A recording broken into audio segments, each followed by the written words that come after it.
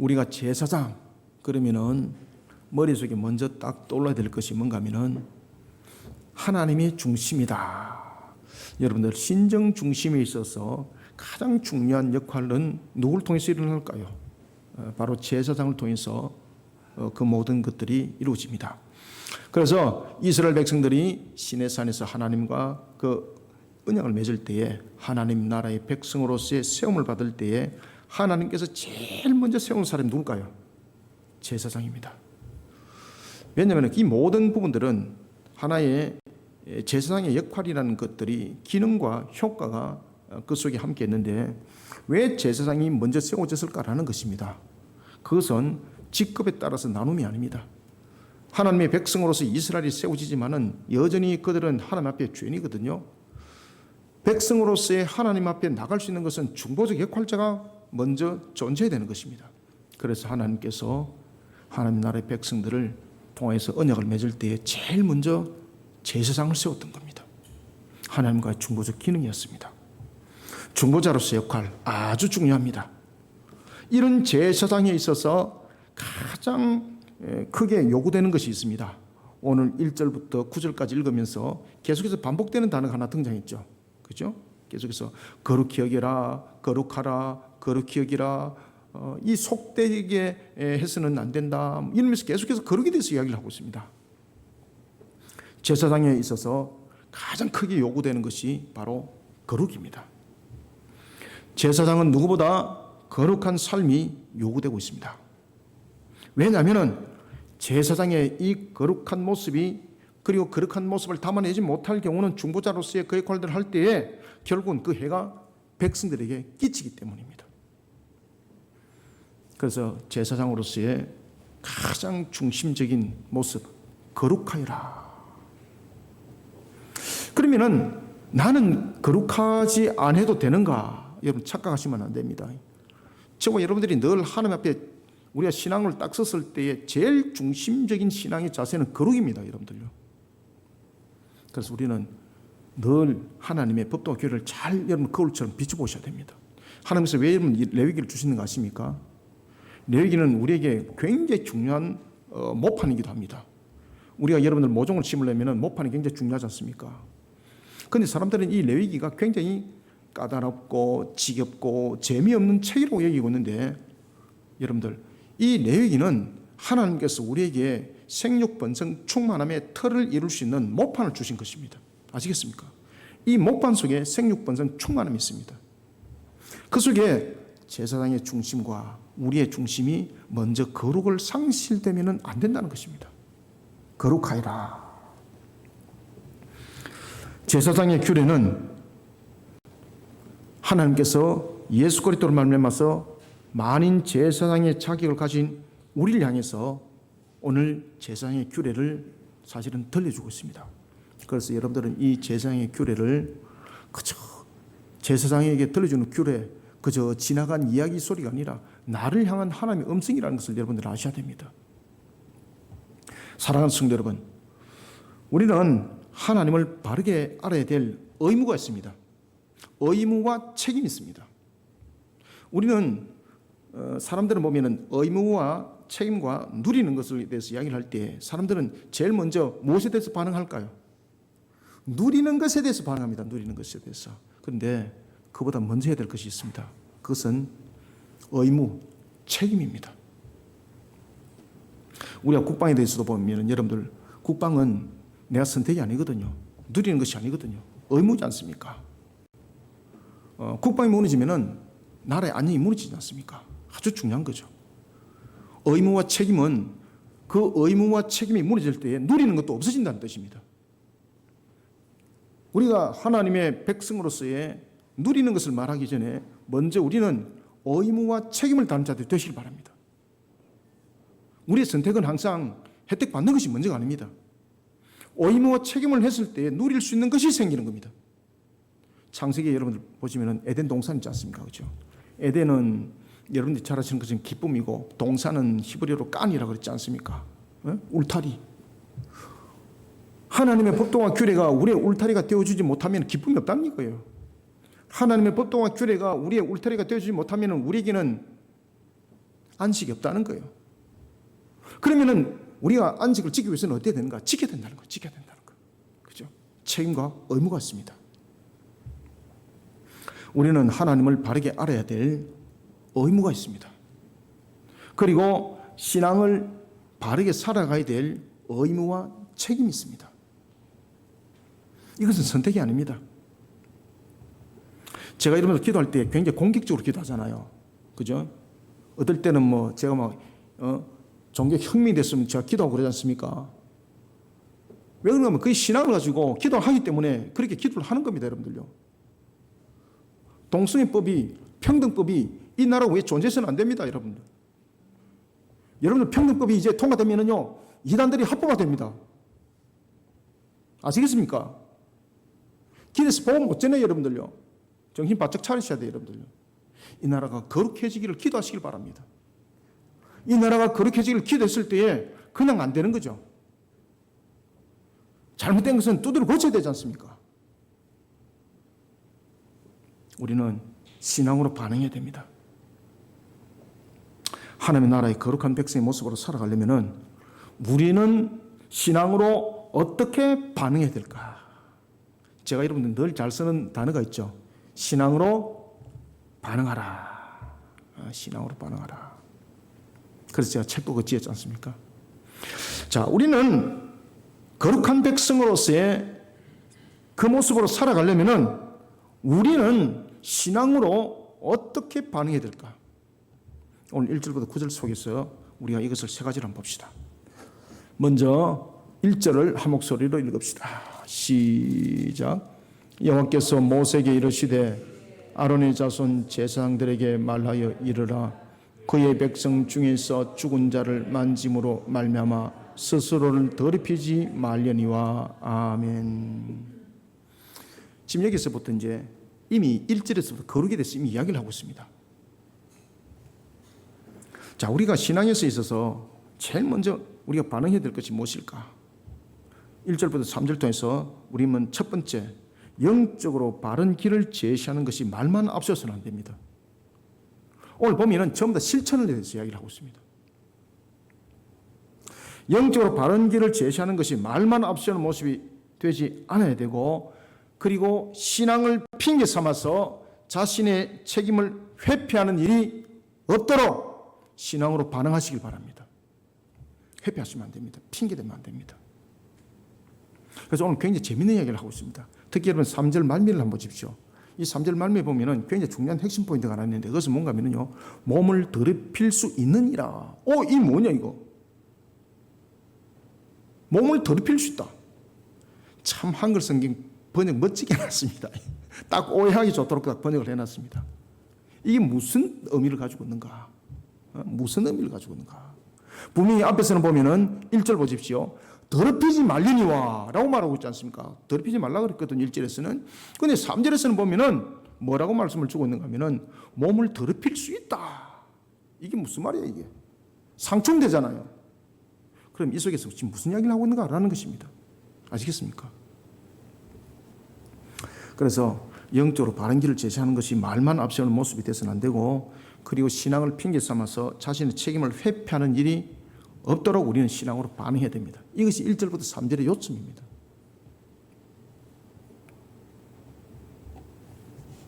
하나님께서는 제사장의 경우 죄의 오염으로부터 철저히 자신을 구별해내도록 합니다. 특히 사람의 죽음은 굉장히 중요합니다. 왜냐하면 사람의 죽음은 죄의 최종적인 결론입니다. 그래서 하나님께서는 죽은 시체를 손을 대지 마라 그랬습니다. 특히 제사장 같은 경우는 어떤 관계 속에서도 죽은 자의 시신으로부터 자신을 거룩하게 구별해내도록 합니다. 죽은 자로 인해서 자신을 더럽히지 못하도록 하나님께서는 규정을 딱 정해놓고 있습니다. 제사장에게는 일반 백성들보다도 더 엄격한 기준이 적용이 되고 있습니다. 그런데 오늘 본문에 보면은 이런 것을 핑계로 가족에 대한 책임을 회피하는 일이 없도록 하라는 겁니다. 아시겠습니까? 부모와 자녀들, 그리고 형제에 이르기까지 골육지친에 대한 책임, 반드시 다 알아. 하나님께서는 신앙을 핑계로 가족을 등한시하는 일이 없도록 제사행위도 동일한 규례로 의무화시키고 있습니다. 하나님께서는 가족을 중요시하는 이유가 무엇이겠습니까? 그런데 이것을 잠깐 스톱시키고 분명히 가족에 대해서 중요성에 대해서 이야기했습니다. 죽은 자의 시신을 만지지 마라 그랬습니다. 그런데 가족의 중요성을 통해서 가족에 대해서는 그 장례에 참여할 수 있도록 허용을 했습니다. 이게 뭔가 하면 가족의 중요성이거든요. 그런데 여기서 잠깐 스톱을 해놔놓고 우리가 마태복음을 한번 딱 머릿속에 떠올려 봅시다. 마태복음 8장 22절에 보면은 제자 중에 한 사람이 자신의 아버지를 장사하고 예수님을 따를 것을 말했습니다. 이것은 율법대로 맞습니다. 그런데 예수님께서 뭐라고 말씀하셨는가 하면 이때에 죽은 자들이 그들의 죽은 자를 장사하게 하고 너는 나를 따르라 이렇게 말하고 있습니다. 그죠? 상반된 이야기 하잖아요. 분명히 가족에 대한 중요성 말했습니다. 그러나 심지어 제사장도 가족에 대해서 그 죽음이 있을 때는 그 장례에 참여하도록 했습니다. 그런데 예수님께서는 제자 중 한 사람이 아버지를 장례하고 주를 따르겠습니다 라고 말하니까 뭐라고 말하고 있습니까? 죽은 자들이 그들의 죽은 자를 장사하게 하라. 그리고 너는 나를 따르라 이렇게 말했습니다. 안 맞지 않습니까? 앞뒤가 완전히 안 맞습니다. 예수님께서 왜 그렇게 말씀했을까? 예수님께서 이렇게 말씀하신 것은 앞에 맥락을 잘 쫓아가셔야 됩니다.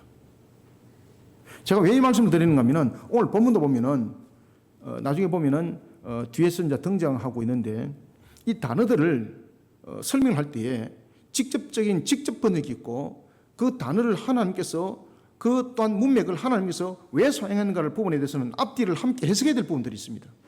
그래서 제가 이 부분들에 대해서 분명히 더럽히지 말라 그런데 더럽힐 수 있다라고 말했지 않습니까? 그것은 전부 다 앞뒤 문맥을 가지고 좀 해석을 다 하셔야 돼요. 단어만 가지고 해석하면 안 돼요, 이거는. 그래서 예수님의 경우를 제가 지금 걸고 이야기를 하는 겁니다. 자, 예수님께서는 그러면 왜 죽은 자들이 그들의 죽은 자를 장사하고 너는 나를 따라 그랬을까? 왜 그런 일이 있을까? 앞에 문맥을 딱 쫓아가면요, 답이 탁 나와요. 자, 제자가 왜 예수님을 따르던 제자가 아버지를 장사하고 주를 따르겠습니다 이렇게 말했을까요? 예수님이 이렇게 했던 그 기적과 이적을 보면서 와, 저분을 따르기만 하면은 내가 한 자리 하겠다. 저분을 따르기만 하면은 내 앞길이 형통하겠다. 누릴 것만 계산했던 거야. 그 누릴 것만 계산했는데 예수님께서 무슨 말씀을 하는가 하면은 너희들이 나를 따르려면은 무슨 길이 있다? 고난의 길이 주어진다. 고난과 고통의 길이 주어질 것이다. 이러니까 이 제자가 계산을 해보니까 야, 이거 자신에게 손해가 가는 거거든요. 자신에게 덕이 되려고 선택을 했는데 누릴 것을 가지고 선택을 했는데 야, 이거 잘못 선택했다는 거죠. 그래서 핑계를 대는 거예요. 핑계를 대면서 그 자리를 모면하려고 하는 거예요. 예수님께서 그걸 알고 계시는 거죠. 그래서 예수님께서는 핑계대고 변명하는 제자를 향해서 일침을 가했던 거예요. 아시겠습니까? 오늘 본문 속에도 여러분들이 반드시 기억해야 될 것은 있습니다. 하나님은 가족을 분명히 중요하게 여겼습니다. 그런데 가족을 중요하게 여긴 이유는 골육지침이기 때문일까요? 골육지침보다도 더 중요한 것이 있습니다. 그것은 뭔가 하면은 섬김과 책임입니다. 하나님의 나라에서 아주 중요한 것이 있습니다. 그것은 섬김과 책임입니다. 제사장에게 골육지침이기 때문에 그리 하라는 것을 넘어서서 책임을 다하라는 겁니다. 책임을. 왜? 그것을 핑계대어서 아이고 내가 이런 일로 인해서 내가 참여하지 못합니다. 이런 핑계 대지 말라는 거예요. 아시겠습니까? 1절부터 3절을 다시 한번 읽어봅시다. 시작. 여호와께서 모세에게 이르시되 아론의 자손 제사장들에게 말하여 이르라. 그의 백성 중에서 죽은 자를 만짐으로 말미암아 스스로를 더럽히지 말려니와 그의 살붙인 그의 어머니나 그의 아버지나 그의 아들이나 그의 딸이나 그의 형제나 출가하지 아니한 처녀인 그의 자매로 말미암아서는 몸을 더럽힐 수 있느니라. 아멘. 몸을 더럽힐 수 있다는 것은 무엇을 말한다고요? 제사장이라는 그 핑계를 가지고 가정을 등한시하지 말라는 겁니다. 책임을 지라는 겁니다. 아시겠습니까? 하나님의 나라는 섬김과 책임이 굉장히 중요합니다. 누리는 것보다 섬김과 책임이 굉장히 중요합니다. 제사장이라는 걸 가지고 누리는 자리에 있지 말라는 겁니다. 먼저 가장 중요한 것은 우리가 책임을 다하는 자가 되어야 되고 섬기는 자리에 세워져야 된다는 겁니다. 영적으로 바른 길을 제시할 때 말만 앞세운 모습이 되지 않아야 됩니다. 책임을 다하지 못한 채 드려지는 예배, 헌신, 하나님이 영광을 받지 않습니다. 하나님은 인격적 분이거든요. 하나님이 인격적 분뿐만 아니라 우리의 모든 것을 알고 계시잖아요. 그럼 이것이 형식이다, 이것이 진정한 산예배다, 하나님은 지금 체크하고 있는 겁니다. 그래서 여러분들이 지금 앉아있는 각각 개인들이 하나님께 지금 예배 속에 지금 세워져 있거든요. 이게 가식이다, 이게 참예배를 드리고 있다, 하나님 체크 전부 다 합니다, 여러분들요. 그래서 받는 은혜가 각양 다릅니다. 지금 여기에 앉아있는 여러분들이 받는 은혜는 각양 전부 다 다릅니다. 그래서 우리가 늘 살아계신 하나님을 인격적으로 바라볼 수 있어야 됩니다. 그런 신앙의 자세를 늘 가지고 있어야 됩니다. 늘 책임을 다해야 됩니다.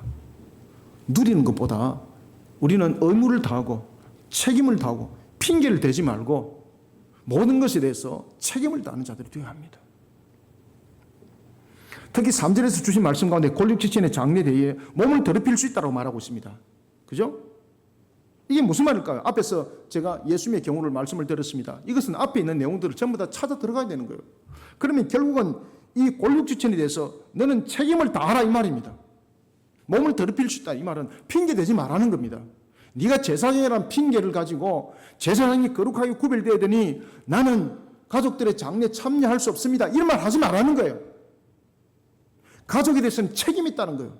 그 책임을 제사장이라는 직분을 가지고 핑계대지 말라는 겁니다. 부모를 섬기는 데 있어서 핑계대지 말라는 겁니다. 아시겠습니까? 그래서 부모에 대한 공경을 제4계명에도 딱 실어놨지 않습니까? 부모를 공경하라고 말입니다. 아시겠습니까? 핑계대지 마라. 핑계대지 마라. 그래서 오늘 본문의 말씀에 보면 몸을 더럽힐 수 있다라는 이 말씀은 어떻게 달리 해석하셔야 되는가 하면 너는 책임을 다하는 자가 되어라 이렇게 해석하셔야 됩니다. 이것은 권면이 아니고 명령인 것을 잊지 마시길 바랍니다. 두 번째 4절을 읽습니다. 시작. 제사장은 그의 백성의 어른인저 자신을 더럽혀 속되게 하지 말지니라. 아멘. 자, 여기서 또 재밌는 단어가 또 등장했습니다. 4절에 백성의 어른입니다. 백성의 어른. 왜 이 단어를 등장시켰을까? 그죠? 그래서 여러분 레위기는 잘 쫓아가셔야 됩니다. 레위기는 이 부분들을 해석을 통해서 배우지 않으면 해석이 엉뚱한 쪽으로 가게 되는 겁니다. 왜 여기에서 백성의 어른이라는 단어가 등장했을까? 백성의 어른이라는 단어가 등장했을까? 4절부터 6절은 우리에게 주는 말씀이 있습니다. 두 번째는 세상에서 익숙한 문화로부터 자신을 구별해낼 뿐만 아니라 하나님의 법도와 규례를 지키며 자신을 거룩하게 지켜 나가는 자들이 되시길 바랍니다. 자, 이 부분에서 백성의 어른은 무엇을 의미를 할까? 여러분, 제사장이 거룩함을 취하는 이유가 단순히 백성의 어른이기 때문일까요? 백성의 어른이 무엇을 말하는지 앞뒤 구절과 문맥을 반드시 볼 필요가 있습니다. 백성의 어른은 인본적인 개념의 어른 또는 상전을 뜻하는 것이 아닙니다. 우리가 이 단어를 그냥 딱 하나의 문맥적으로 보는 것이 아니고 문자적으로 보게 되면은 하나의 어른, 상전 이렇게 표시가 되는 겁니다. 그런데 본문은 그 이야기를 하고 있지 않습니다. 영적 부분에서 마치 백성들의 남편과 같은 자가 되어라 이 말입니다. 영적 부분에 있어서 마치 백성의 남편과 같은 자가 되어라는 겁니다. 그러면은 여기에서 백성의 어른이라는 것은 무엇인가 하면요, 책임을 지라는 겁니다. 책임을 지라. 책임과 의무가 그 속에 부여되어 있습니다. 우리는 백성의 어른 그러면 상전으로서 명령하고 누릴 것을 이야기하잖아요. 먼저 생각하잖아요. 그런데 죄송합니다만 이 히브리 원에서는 그 이야기하고 있지 않습니다. 그래서 이것은 문자적으로 보시면 안 되고 문맥적으로 이 부분들을 파악을 하셔야 됩니다. 그래서 백성의 어른은 영적 부분에 있어서 마치 백성들의 남편과 같은 존재로서의 책임과 의무를 다하라고 해석하셔야 됩니다. 이것을 강조하고 있습니다. 그러니 뒤에 보면은 제사장이 머리털을 깎아서 대머리가 되지 마라 그러잖아요. 아시겠습니까? 지금 여기서 백성의 어른이 밑에 있는 문맥과 같이 해석하셔야 됩니다. 제사장은 머리털을 깎아 대머리 같게 하지 말 것과 수염 양쪽을 깎지 말 것과 살을 베지 말 것을 명하고 있습니다. 이게 여러분들 무슨 이야기를 하고 있는가 하면은 이 부분들이 전부 다 이방인들의 장래 문화 속에 있는 겁니다. 아시겠습니까? 이방인들의 장래 문화의 관습 속에 있는 겁니다. 우리가 일반적으로 관습 그러면은 그냥 해야 될 일들로 우리는 생각하잖아, 그죠? 그게 그 속에 우상의 경배가 있는 겁니다. 우리가 이제 에스겔서는 보면은 하나님께서 에스겔에게 수염을 잘라서 3등분 나누어 그러지 않습니까? 제사장이 수염을 깎는다는 것은 그는 수치에 임하는 것이거든요. 그러면 에스겔에게는 하나님께서 왜 그 말씀을 줬는가 하면요, 수치를 생각하면서 너의 모습을 돌아보지 말고 너가 수치에 임할지라도 하나님의 백성들을 똑바로 일깨우는 일에 심지어 네가 수치를 당할지라도 네가 모멸을 당할지라도 이 사명을 감당하는 뜻이에요, 여러분들요.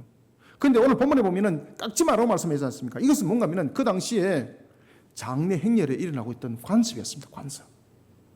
이 관습이 이방인의 우상 숭배였던 겁니다. 여러분, 우리가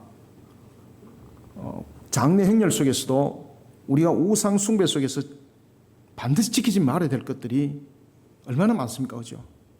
그래서 우리가 보면 장례가 기독교 문화 속에서 우리가 치룬다는 것이 얼마나 복된지 모릅니다. 우리가 우상 숭배들의 장례를 보면 곡을 합니다. 그런데 기독교 장례는 보면 무엇으로부터 시작합니까? 찬양으로부터 시작합니다. 찬양. 무슨 찬양을 하죠? 천국에서 다시 만나보세. 그죠? 천국에서 다시 만나보세. 이별의 슬픔은 있지만 그게 다 믿음의 확신. 그렇지만은 불신자들의 초상은 그것을 장례를 초상이라 그러잖아요. 그죠? 끝났다는 거죠. 끝났다는 거. 우리는 장례를 통해서 무엇을 말하고 있습니까? 다시 만날 것을 이야기를 하고 있어요. 완전히 다른 거예요. 완전히 다른 거예요. 그래서 오늘 본문에 보면은 제사장이 머리털을 깎아서 대머리 같게 되게 하고 수염을 양쪽을 깎고 살을 베는 것은 당시에 이방의 장례 문화였습니다. 그것이 관습이었습니다. 특히 직계 가족에 대한 장례가 그런 하나의 절차가 있었던 겁니다. 하나님께서는 말씀하십니다. 직계 가족의 장례를 접할 수는 있지만 우상 숭배를 하는 주변의 문화는 어떤 관계 속에서 답습하지 말라는 겁니다. 답습하지 마라. 어떤 경우도 하나님을 욕되게 하지 말라는 겁니다. 이것이 거룩을 지켜내는 것이라고 명하고 있습니다. 그래서 우리가 장례를 통해서 우상을 숭배하는 것은 결국은 하나님의 거룩을 짓밟는 거거든요. 하나님을 욕되게 하는 겁니다. 4절부터 6절을 한 목소리로 다시 읽읍시다. 시작. 제사장들은 그의 백성의 어른인저 자신을 더럽혀 속되게 하지 말지니라. 제사장들은 머리털을 깎아 대머리 같게 하지 말며 자기의 수염 양쪽을 깎지 말며 살을 베지 말고 그들의 하나님께 대하여 거룩하고 그들의 하나님의 이름을 욕되게 하지 말 것이며 그들은 여호와의 화제 곧 그들의 하나님의 음식을 드리는 자인즉 거룩할 것이니라. 아멘. 거룩은 다른 곳에서 답을 구할 수 없습니다. 거룩은 하나님으로부터만이 놓을 수 있는 겁니다. 그래서 우리는 그 방향을 반드시 거룩을 지키기 위해서는 방향을 하나님께 맞춰야 됩니다. 그러면은 우리가 하나님께 방향을 맞출 수 있는 방법은 어디 있습니까? 그죠? 하나님께 방향을 맞춰야 되잖아요. 그러면 하나님께 어떻게 방향을 맞추는지 알아야 되잖아요. 그래서 하나님께서 답을 줬잖아요. 그것이 바로 레위기입니다. 레위기. 그래서 제가 레위기를 자주 설교하잖아요. 이제 너무 자주 설교해가지고 레위기 설교를 다 했습니다. 주님이 오실 때 그날까지 이제 기다려야 됩니다.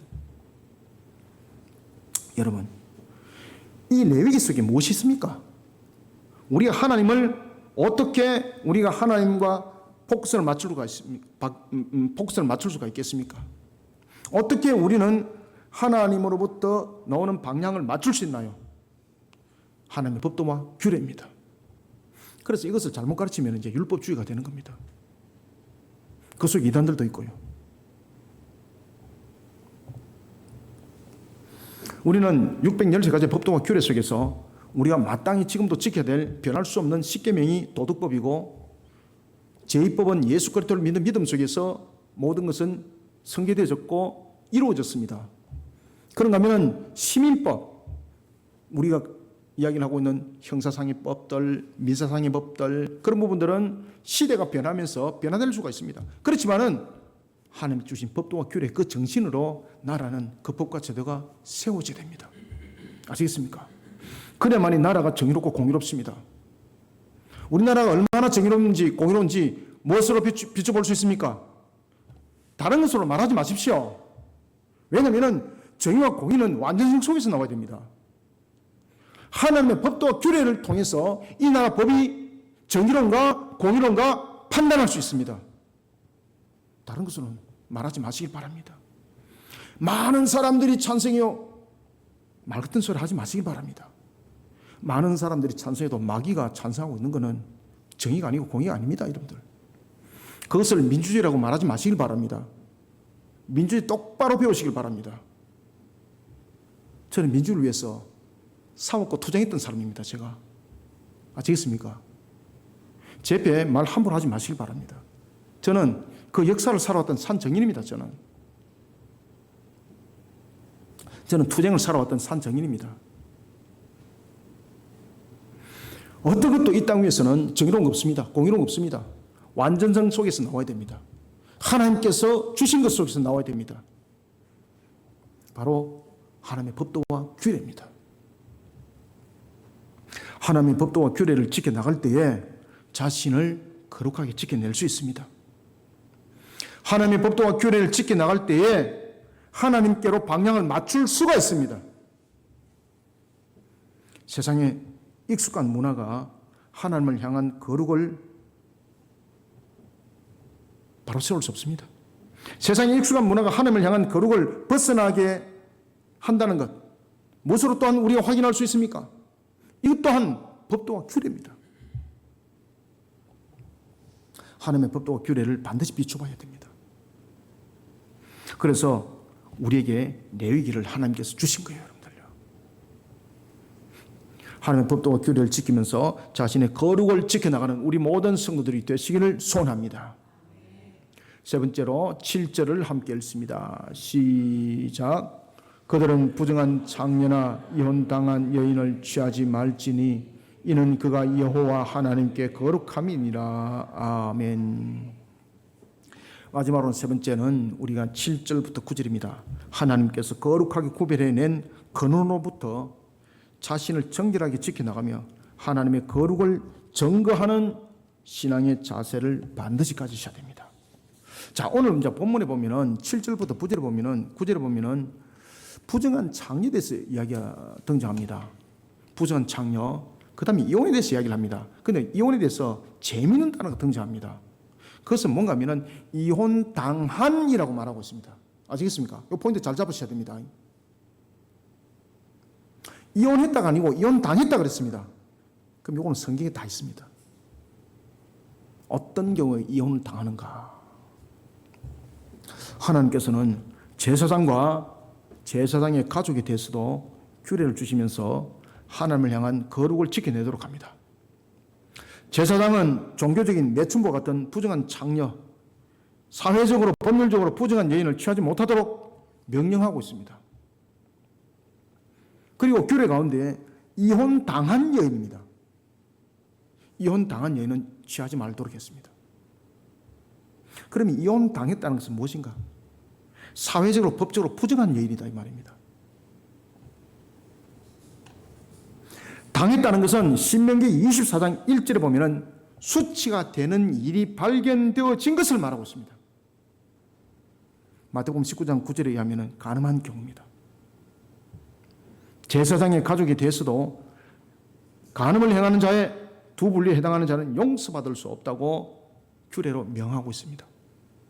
첫 번째는 성적 욕구를 충족하기 위해서 간음하는 일, 용서받지 못합니다. 두 번째는 이방인의 풍습을 따라서 성전 창기가 되기를, 신전 창기가 되기를 그 목적으로 자신의 몸을 우상을 위해서 그리고 우상 앞에 파는 행위, 하나님께서 불로 심판한다 그랬습니다. 불로. 7절부터 9절을 함께 읽읍시다. 시작. 그들은 부정한 창녀나 이혼당한 여인을 취하지 말지니 이는 그가 여호와 하나님께 거룩함이니라. 너는 그를 거룩히 여기라. 그는 네 하나님의 음식을 드림이니라. 너는 그를 거룩히 여기라. 너희를 거룩하게 하는 나 여호와는 거룩함이니라. 어떤 제사장의 딸이든지 행음하여 자신을 욕되게 하면 그의 아버지를 욕되게 함이니 그를 불살을지니라. 아멘. 여기서 행음이 무엇이라고요? 두 가지. 하나는 정욕을 통해서 그 성을 하나의 쾌락 도구로 사용하는 것. 그 다음 두 번째는 신전 창기로 자신의 몸을 파는 행위입니다. 그래서 불로 태워 죽이라. 와, 여러분들 겁나지 그죠? 이스라엘 백성들을 거룩하게 하는 자는 제사장이 아닙니다. 근원적으로 하나님이십니다. 그럼에도 불구하고 이스라엘 백성들은, 그리고 또한 이스라엘 백성들은 제사장의 거룩함을 통해서 하나님의 거룩을 입도록 합니다. 왜? 그들은 하나님 앞에 누구도 온전하게 바로 나갈 수 없기 때문에 중보자가 필요하거든요. 그래서 그 중보자로서의 역할이 바로 제사장인데, 그 제사장의 역할 속에서 가장 중요한 것이 바로 거룩이라는 겁니다. 제사장의 경우 자신과 주변에 이르기까지 근원적으로 정결을 지켜내지 않으면 안 된다는 겁니다. 사랑하는 성도 여러분, 하나님께서 거룩하게 구별해낸 근원으로부터 자신을 정결하게 지켜나가야 됩니다. 그리고 하나님의 거룩을 증가하는 신앙의 자세를 잃어버리지 않는 이러한 신앙으로 우리는 반응하는 성도들이 되시기를 소원합니다. 말씀을 맺습니다. 우리가 신앙으로 어떻게 반응할 것인가? 여기에 대한 답은 오직 한 길입니다. 하나님께서 신앙으로 반응하라고 주신 법도와 규례입니다. 여기에는 우리가 신앙으로 어떻게 반응해야 되는지 답을 주고 있습니다. 신앙에 대한 반응은 세상의 상식과 일반적인 관례를 통해서 논할 수 없습니다. 반드시 규범을 따라가는 것이 신앙입니다. 그래서 신앙은 상식이 아닙니다. 신앙은 그냥 인정해 주는 것이 아닙니다. 반드시 신앙은 그 규례를 따라서, 그 규범을 따라서 항상 대입되는 겁니다. 하나님을 향한 신앙의 규범 가운데 거룩은 모든 규범의 출발점입니다. 이 또한 하나님의 법도와 규례가 그 기준을 제시하고 있습니다. 신앙으로 반응할 때 신앙을 핑계 삼아서 자신의 책임을 회피하는 그 또한 하나님의 거룩을 훼손하는 행위가 됩니다. 영적으로 신앙의 바른 길을 제시하는 신앙의 반응, 그리고 세상에서 익숙한 문화로부터 자신을 구별해내는 신앙의 반응, 자신을 정결하게 지켜내게 하는 신앙의 반응, 그 답은 하나님의 법도와 규례에 있습니다. 다른 것으로 만들어지지 않습니다. 그래서 하나님의 법도와 규례를 잘 지켜 준행하는 저와 여러분들이 다 되시기를 주님의 이름으로 축원합니다. 살아계셔서 역사하시는 주님, 주께서 오늘도 우리에게 주신 말씀 다시 한 번 더 내 얘기를 통해서 마음 반석에 각인하고 새겨봅니다. 어떻게 우리가 신앙으로 반응할 것인지, 우리가 악한 세상 속에, 죄악 속에 묻어있는 우리의 모습 속에 우리의 의식적 구조와 우리의 지식에, 그리고 또한 우리의 판단이 앞서서, 우리의 관습과 관례가 앞서서 이 모든 것들은 만들어갈 수 없다는 것, 오늘도 레위기를 통해서 우리에게 조명해 주었습니다. 우리가 거룩하게 세워져야 될 이유, 그리고 또한 우리가 거룩해야 될 또한 여러 가지 방법과 길들, 이 모든 것은 하나님의 법도와 규례를 지킴에 있습니다. 하나님께서 우리에게 레위기의 말씀을 주신 것도 우리로 하여금 신앙의 곁길을 가지 아니하고 또한 주를 향해서 온전한 길을 걸어갈 수 있도록 우리에게 조명해 주신 말씀이니, 하나님의 말씀은 언제든지 우리에게 달고도 오묘한 말씀이 되게 우리의 영어, 그리고 또한 우리의 주신 말씀이 우리 만반속에 각인하고 새겨져서 달리는 말 한 장 외에도 떨어지지 않는 말씀이 되게 하여 주시옵소서. 시대가 완악합니다. 여러 가지 혼탁함 속에 있습니다. 나라가 정의롭지 못하고 공의롭지 못한 속에 세우지 아니하도록 이 나라가 하나님의 법도와 규례 속에 정의 공의 세워지게 하여 주시옵소서. 사람들에게 인기 영합하고 말도 안 되는 소리하는 집권 세력들 주님의 뿌리채 뽑아주시고, 하나님의 정의와 공의 속에 이 나라가 신앙의 혁명이 일어나게 하여 주시옵소서. 한국 교회들은 진리의 말씀으로 일어나게 하여 주시고, 그 진리의 말씀으로 일어날 때 바른 말씀과 바른 교리 속에 세워진 속에 진리가 되게 하여 주시옵소서. 이런 속에 우리에게 주어진 사명사역, 우리에게 신앙의 근본 밭짓을 통해서 이루고자 하오니 그 뜻도 하나님 모든 것이 주의 뜻 가운데 성취되게 도와주시옵고, 모든 것이 힘있게 일어설 수 있도록 역사 일으켜 세워 주시옵소서.